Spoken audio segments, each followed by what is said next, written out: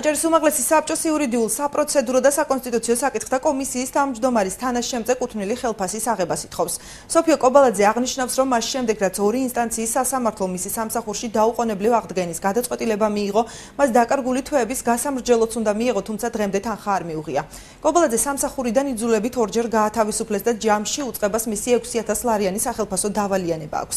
აჭარის უმაღლეს საბჭოში იურიდიულ, საპროცედურო და საკონსტიტუციო საკითხთა კომისიის ყოფილი თავმჯდომარის მედია ვასაძის თანაშემწე სამსახურიდან პირველად 2013 წლის 7 აგვისტოს საჯარო მოხელის მიმართ მუხარისა და დისკრედიტაციის მიზეზით გაათავისუფლეს. მეორედ კი აღნიშნული კომისიის ხელმძღვანელის სხვა პოზიციაზე გადასვლისას ავტომატურად დაატოვებინეს თანამდებობა.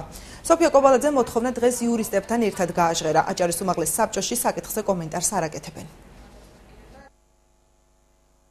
გასული არის 2 თვეზე მეტი, მაგრამ არ არის აღსრულებაში მიქცეული სასამართლოს გადაწყვეტილება ნაცთურ ხელფასთან დაკავშირებით და ამიტომ მე მინდა ვთხოვო უმაღლეს საბჭოს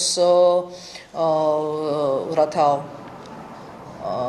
მოხდეს სასამართლო გადაწყვეტილების აღსრულება. სასამართლოს კანონიერ ძალაში შესული გადაწყვეტილების აღუსრულებლობა, ანუ მარტივად რომ თქვა შეუსრულებლობა, ეს წარმოადგენს სისხლის სამართლის კოდექსით გათვალისწინებულ დანაშაულს და განსაკუთრებით მძიმე დანაშაულია, როცა იგი გადაწყვეტილება არ სრულდება საჯარო მოხელის მხრიდან. საერთაშორისო გამჭვირვალობა საქართველოს მოუწოდებს უმაღლეს საკანონმდებლო ორგანოს შეასრულოს სასამართლოს კანონიერ ძალაში შესული გადაწყვეტილება, წინააღმდეგ შემთხვევაში მიმართავთ საგამოძიებო ორგანოებს აღნიშნულ ფაქტთან დაკავშირებით. იმდენად ვითნებობენ, რომ ერთჯერ უკანონოდ დაითხოვენ ადამიანი, ამისათვის მათ ნაცვლური გადაუხადა სოფიო კობალაძეს, რეალურად ბიუჯეტმა იზარალა გარკვეული თანხები, მერე მეორეჯერ გაათავისუფლეს ის უკანონოდ და მეორეჯერ წააგეს სასამართლო დავებიდან ნაცვლური სანაწყაურება, ანუ სადღაც 12,000 ლარზეა საუბარი, სახელმწიფოს მიაყენეს ზიანი.